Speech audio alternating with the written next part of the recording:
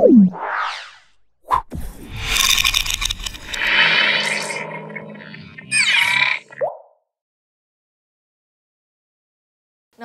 నేను మీ మాధురి. ఈరోజు మనతో పాటు శారదా గారు ఉన్నారు. మనకి ఈరోజు ఎలాంటి టెక్నిక్ చూపించబోతున్నారు అండ్ మనకి ఏ స్టోరీ చెప్పబోతున్నారో అడుగుదాం. నమస్తే మ్యామ్. నమస్తే మేడం. ఈరోజు మాకు ఏ స్టోరీ చూపించబోతున్నారు, ఏ టెక్నిక్ చెప్పబోతున్నారు? నేను ఈరోజు భగవంతుడి స్వరూపమైన దత్తాత్రేయ స్వామి గురించి చెప్పాలనుకున్నాను. దత్తాత్రేయ స్వామి నా జీవితంలో జరిపిన మెరాకిల్స్ గురించి కూడా చెప్తాను మేడం. ఏంటి మేడం అన్నీ మీకే జరుగుతాయా అని అనొచ్చు. ఇది ఎలాంటి డౌట్ ఎవరైనా ఉంటే నాతో పాటు గనగాపూర్కి రండి, వెళ్దాము, మీకు ప్రూవ్ చూపిస్తాను. ఎందుకంటే మనం ఊరికి ఏదో పని లేక ఇవన్నీ చూపించుకొని చేయట్లేదు. ఇది చెప్పే ప్రతిదీ కూడా జనాల్లోకి వెళ్ళాలి. ఇలాంటివి కూడా ఉన్నాయి, ఇది ధర్మమైన మార్గము, మేడం 10 మందికి ఎంతో కష్టపడి ఇది చెప్తుంది, తనకి జరిగింది చెప్తుంది అని నమ్మకం ఉంటే తప్పకుండా మీరు చేయండి అని నేను మంచి మనసుతోటి మీకోసం ఎంతో కంటెంట్ తయారు చేసి నాకు జరిగింది, నా నిజ జీవితంలో జరిగింది అందరికీ జరగాలని కూడా కోరుకుంటున్నాను. నాకు ఒకసారి నాకు అసలు దత్తాత్రేయ స్వామి కానీ బాబాలు కానీ వీళ్ళెవ్వరూ తెలియదు మేడం. నాకు బిఫోర్ మ్యారేజ్ ముందు నాకు తెలిసింది ఒకటే, మా ఇంటి కులదైవము సతీమాత వెంకటేశ్వర స్వామి మాత్రమే తెలుసు. వాళ్ళు మాత్రమే తెలుసు నాకు. ఆల్మోస్ట్ ఆల్ అందరి దేవుళ్ళని పూజిస్తాను, కానీ దత్తాత్రేయ స్వామి అంటే ఇలా ఉంటారు, బాబా అంటే అలా ఉంటారు అనేది చూడడమే కానీ వాళ్ళు చేసే మెరాకిల్స్ ఎప్పుడు నాకు తెలియదు. నాకు వివాహం అయిపోయిన తర్వాత నా భర్త దత్తాత్రేయ స్వామికి చాలా చాలా చాలా చాలా పరమభక్తుడు. ఎంత పరమభక్తుడు అంటే ఈరోజు మెడ తీసేసి దత్తాత్రేయ స్వామి అడిగితే తల పెట్టేయమంటే పెట్టేసేంత గొప్ప భక్తుడు ఆయన. మా ఇంటి పైన కూడా కొన్ని వేళ్ళు ఖర్చు పెట్టి దత్తాత్రేయ స్వామి విగ్రహము శిలా పలకం ఎలా చెక్కించుకుంటారో అలా మా ఇంటి పైన ఫ్లోర్లో పెట్టించుకున్నారు, ఇంటికి బయట వైపు. అంత ఇష్టం దత్తాత్రేయ స్వామి. ప్రతిరోజు ఆయన దత్త చరిత్ర చదివింది నీళ్లు కూడా తాగదు. పొద్దున సాయంత్రం 2 పూట్ల దత్త పారాయణం చేసుకొని ఆఫీస్కి వెళ్తారు. అంతవరకు ఎక్కడికి వెళ్ళరు. అంత ఇష్టం దత్తాత్రేయ స్వామి అంటే. అయితే నాకు పెళ్ళైపోయిన తర్వాత నాకు దత్తాత్రేయ స్వామి ఒక పెద్ద మెరాకిల్ చేశారు మేడం. మా వారు దత్తాత్రేయ స్వామికి గాన్గాపూర్ వెళ్ళారు. గాన్గాపూర్ని దత్తాత్రేయ స్వామిని దర్శనం చేస్తే చాలా మంచి జరుగుతుందని వెళ్ళారు. వెళ్తే అక్కడ ఒక సాధువు పరిచయం అయ్యారు మా వారికి. సాధువు పరిచయం అయితే ఆ సాధువు ఏం చేశారు, హిప్నాటిజం చేస్తుంటారు కదా మేడం, డబ్బుల కోసం, మీకు తెలిసే ఉండొచ్చు. అలా హిప్నాటిజంలో పడిపోయారు. హిప్నాటిజంలో పడిపోయి ఆయన చెప్పలేదు, నాతో చెప్పలేదు. పెళ్ళయింది, నాకు ఒక పాప పుట్టింది, పాపకు 3 years వచ్చేసాయి. నాకు చెప్పుకోకుండా పిఎఫ్ మొత్తం డ్రా చేసేసి 5 lakhs ఇచ్చేసారు. ఎందుకు ఇచ్చారు అని అడిగి నాకు చెప్పలేదు, ఇచ్చారనేది కూడా తెలియదు. వచ్చారు, స్నానం చేసుకున్నారు, గాన్గాపూర్కి వెళ్ళారు, చెక్ ఇచ్చేసారు, ఇంటికి వచ్చేసారు. వచ్చేసి బట్టలన్నీ బ్యాగ్లో పెట్టాను, నేను ఆఫీస్కి వెళ్ళేసి వస్తాను అని చెప్పేసి వెళ్ళారు. నేను బట్టలన్నీ బ్యాగ్లో నుంచి తీస్తుంటే దత్తాత్రేయ స్వామి గాన్గాపూర్లో సో ట్రెజరీకి 5 lakhs డొనేట్ చేశారు అని చెప్పి, ఆ ట్రెజరీ పేరు నేను చెప్పదలుచుకోలేదు, మీకు ఎవరికైనా కావాలంటే నాతో పాటు రండి, ఇప్పటికీ అది ఉంది గాన్గాపూర్లో, మెయిన్ సంగమం రోడ్లోనే ఉంది, నేను చూపిస్తాను. అయితే అక్కడికి ఇచ్చేశారు. ఆయన సాధు అన్న వ్యక్తి పెళ్లి చేసుకోవడం ఏంటి, పిల్లలు ఉండడం ఏంటి, సంసారిక జీవితంలో ఉన్నారు, 4-5 కోట్ల బిల్డింగ్లు కట్టుకున్నారు ఆయన. ఆ సాధు పిల్లలు వెళ్తే రోజు కార్లోనే వెళ్తారు, స్కూల్స్కి, గుల్బర్గాకి వెళ్తారు. అంత మెయింటైన్ చేస్తున్నారు. అంటే ఇలాంటి వాళ్ళని అందరినీ ట్రాప్ చేయడము, ఆ వచ్చిన డబ్బుతోటి ఆయన లగ్జరీ అనుభవించడం, అలా చేస్తున్నారు. నాకు అది బ్యాగ్లో దొరికింది, చెక్ దొరికింది.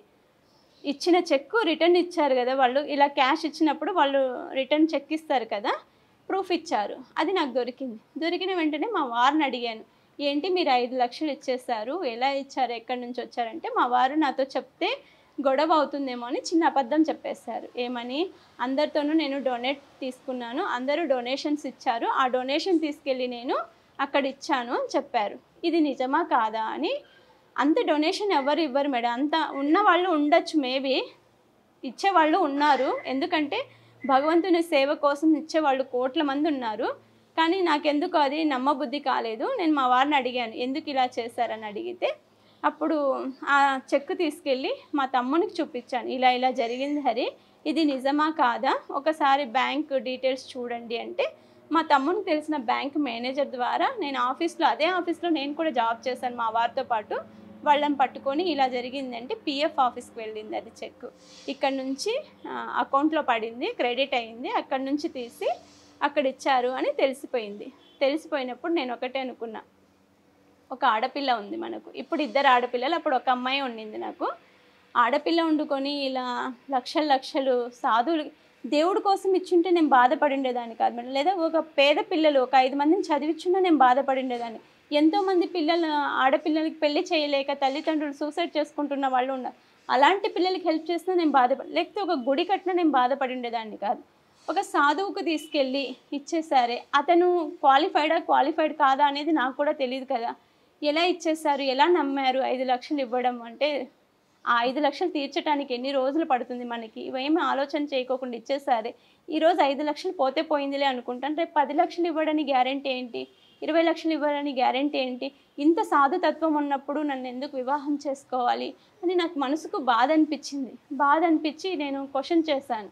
మీరు ఎందుకు ఇచ్చారు, ఇస్తే ఇచ్చారు, కనీసం ఒక భార్య ఉంది, దానికి ఒక మాట చెప్పాలైనా తెలియాలి కదా, అలా తెలియకోకుండా ఎలా ఇచ్చారు అంటే, నీకేంటి నేను చెప్పేది, దేవుడు 5 లక్షలు అడిగారు, నన్ను నిజంగా అడిగింటే నా తల తీసైనా అక్కడ పెట్టిండేదాన్ని, నా గుండెకాయ కోసిమ్మన్నా ఇచ్చుండేదాన్ని అని.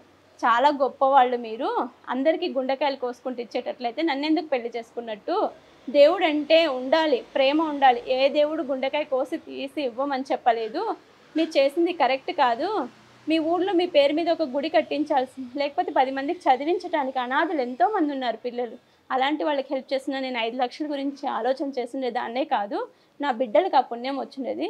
ఆ సాధువు పిల్లలే అంత లగ్జరీ అనుభవిస్తున్నారు, మీలాంటి వాళ్ళందరూ వాళ్ళకి ఇవ్వడం వల్లనే వాళ్ళు గొప్పవాళ్ళు అవుతున్నారు అని చెప్పి క్వశ్చన్ చేసినప్పుడు ఆ సాధువు దగ్గరికి నేను డైరెక్ట్ వెళ్ళిపోయాను. నువ్వు వద్దు అని చెప్పేశారు మా వారు, నువ్వు నాకు వద్దు, నువ్వు నన్ను క్వశ్చన్ చేస్తున్నావని మా ఇంటికి పంపించేశారు. మా అన్న వచ్చి తీసుకొని వెళ్ళిపోయిన తర్వాత అక్కడ దత్తాత్రేయ స్వామి దగ్గరికి వెళ్ళాను. గాన్గాపూర్ దత్తాత్రేయ స్వామిని అదే ఫస్ట్ టైం నేను చూడడం కూడా.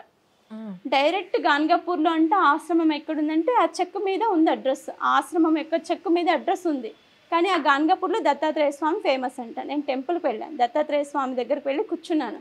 దత్త, నిజంగా కనుక ఈ ఊరు అంతా గాన్గాపూర్ అంతా కూడా దత్తాత్రేయ స్వామిని నమ్ముతారు. నిజంగా మా వారు ఇచ్చిన ఆ 5 లక్షలు ఇచ్చిన పర్సన్ జెన్యూన్ పర్సన్ అయితే నాకు రిటర్న్ రానివ్వద్దు, ఉపయోగించుకొని, కాదు అంటే మాత్రం నాకు ఇప్పించు, నువ్వేం చేస్తావో ఏమో నాకు తెలియదని దత్తాత్రేయ స్వామికి నేను ఏడ్చుకుంటా నా విషయం చెప్పేసి వచ్చేసాను. నా పాపని తీసుకెళ్ళి మా అమ్మ వాళ్ళ ఇంట్లో వదిలేసాను. మా తమ్ముడిని తీసుకొని, అమ్మ నేను చేస్తాను, బతికితే బతుకుతాను, నాకు చాలా బాధగా అనిపిస్తుంది, ఇలా ఇచ్చేశారు, ఇది పోయిందని కాదు నా బాధ, క్వాలిఫైడ్ పర్సన్కి ఇచ్చారో లేదో నాకు తెలియాలి, ఆ క్వశ్చన్ కోసమైనా నేను వెళ్తానని వెళ్ళి చెప్పేసి దత్తాత్రేయ స్వామి దగ్గర వెళ్ళి కూర్చొని సంకల్పం చెప్పుకున్న తర్వాత ఆశ్రమానికి వెళ్ళాం. ఎక్కడైతే ఇచ్చారో ఆశ్రమం అడ్రస్ తీసుకొని వెళ్తే అక్కడ ఆయన రాజభోగాలు అనుభవిస్తున్నారు మేడం. అస్సలు ఎలా ఉందంటే ఒక్కొక్క బిల్డింగ్ 4 crores బిల్డింగ్, అది అస్సలు అంత విశాలంగా ఉన్నది, అంత లగ్జరీ లైఫ్లో ఉన్నాడు. వెళ్తే నన్ను గేట్లో కూడా రానివ్వలేదు, గేట్ నుంచి బయటకు తోసేస్తారు. బయట తోసేసినా నేను ఆగలేదు, నేను పబ్లిక్ని పిలుస్తాను, మీడియాని పిలుస్తాను, నువ్వు డోర్ తీయవా అంటే అప్పుడు తీశారు. డోర్ తీసి పిలిచి, నువ్వు ఇలాంటి దానివా, నీ 5 లక్షల కోసము నువ్వు ఇంత చేస్తున్నావా అని, నువ్వు చచ్చిపోతావు అని మురమరాలు ఉంటాయి కదా, అవి తీసి నా మీద శపించాడు ఆయన. మురమరాలు తీసి ఇలా శపిస్తే పర్వాలేదు, నేను చనిపోయినా పర్వాలేదు, ఈ 5 లక్షలు తీర్చడం కోసము నా భర్త ఎంతో కష్టపడతారు, నేను అది చేయదలుచుకోలేదు, నాకు ఇచ్చే 5 లక్షలు ఇచ్చేయమని కూర్చున్నాను. నేను కూర్చుంటే, దత్త నువ్వు ఎలాగైనా నాకు ఇప్పించు అని కోరుకొని వచ్చేసాను.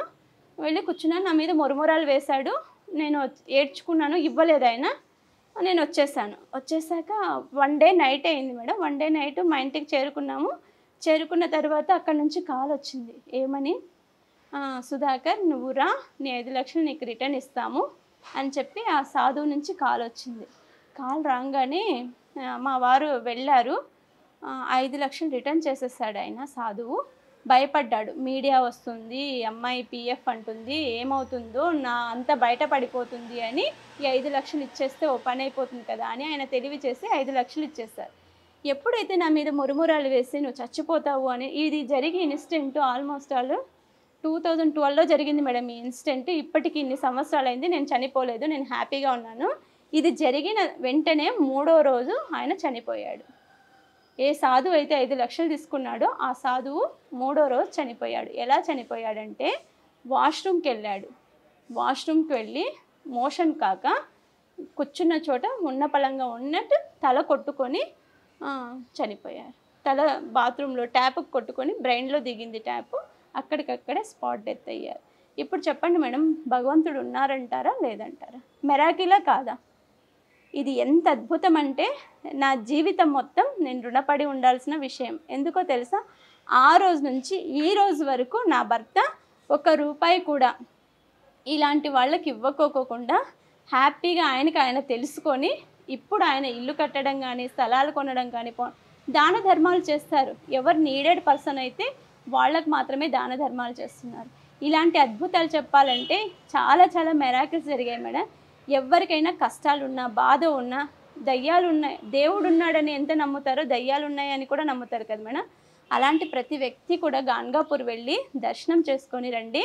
మీకు ఏం కావాలో, ఉద్యోగం కావాలంటే ఉద్యోగం, వ్యాపార అభివృద్ధి కావాలంటే వ్యాపార అభివృద్ధి, మీ పిల్లలు మంచిగా వెల్గా సెటిల్ అవ్వాలంటే వెల్గా సెటిల్, ఏది కావాలంటే దత్తాత్రేయ స్వామికి వెళ్ళి ప్రదక్షిణాలు చేసి చెప్పేసి రండి. సంగమ స్నానం చేసి ఆయన చేసే అద్భుతాలు ఎలా ఉంటాయో నేను అనుభవించాను.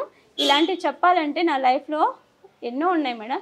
అసలు ప్రతిరోజు చెప్పుకోవాలి, అంత గొప్ప. ఎవరికైనా బాధలు కష్టాలు అనేది ఉంటుంది. ఇప్పుడు డబ్బు కావాలి అంటూ ఉంటారు కదా మేడం చాలామంది. మనం ఇష్టంగా ఒక కుక్క పిల్లని పెంచుకుంటాం ఇంట్లో. మనం దాని వెంట పరిగెత్తే కొద్దీ అది దొరకదు మనకి, అది పారిపోతూ ఉంటుంది. అదే ఒక బిస్కెట్ పట్టుకొని మనం, లేకపోతే ఒక చికెన్ బిర్యానీనో లేకపోతే ఫిష్ బిర్యానీనో పట్టుకొని పిలిచామనుకో, కుక్క ఆటోమేటిక్గా దానికోసం వచ్చేస్తుంది. డబ్బు కూడా అంతే మేడం. ఎంతసేపు మనం డబ్బు కోసం పరిగెత్తాము అనుకోండి, డబ్బు మన వైపు రాదు. ఏ రోజైతే మనం చేసి వదిలేస్తామో, ఇది చెప్పారు ఇది చేసేద్దాము వదిలేస్తాము, ఆటోమేటిక్గా ఫ్లో మన వైపు వస్తూ ఉంటుంది. ఇప్పుడు పెద్ద పెద్ద కోటీశ్వర్లు ఉన్నారు, డబ్బు వెనుక వాళ్ళు పరిగెత్తుతూ ఉంటారు, డబ్బు ఆటోమేటిక్గా వాళ్ళ అకౌంట్లో క్రెడిట్ అవుతూనే ఉంటాయి, బిజినెస్ రూపంలో కానీ ఇంకో రూపంలో కానీ. మనమే ఇంకా ఏమీ ఇవ్వలేదు, అజ్ఞానంతో ద్వేషిస్తూ ఉంటాము, మాకు రాలేదు ఇవ్వలేదు అని.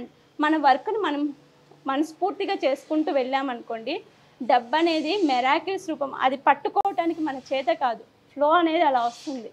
ఓకే, ఇది నా ఎక్స్పీరియన్స్ మేడం. ఎవరికైనా ఏ కష్టం ఉన్నా గాన్గాపూర్ దర్శనం మాత్రం 100% చేయండి. నాకు ఈరోజు దత్తాత్రేయ స్వామి మీడియా ముఖంగా అందరికీ తెలియాలని నేను ఈ విషయాన్ని షేర్ చేశాను. ఎక్సైట్మెంట్ చూస్తూ ఉంటే నాకు అర్థమవుతుంది ఎంత మీకు మెరాకిల్తో మీరు ఎంత బాగా హ్యాపీగా అయ్యారు అనేది. అసలు మెరాకిల్ అంటే ఇది ఒక కిలో బంగారం కానీ తులం బంగారం కానీ తీసుకొని నా జీవిత కాలంలో సువర్ణాక్షరాలతో రాసుకునేంత మెరాకిల్ దత్తాత్రేయ స్వామి చేశాడు మేడం.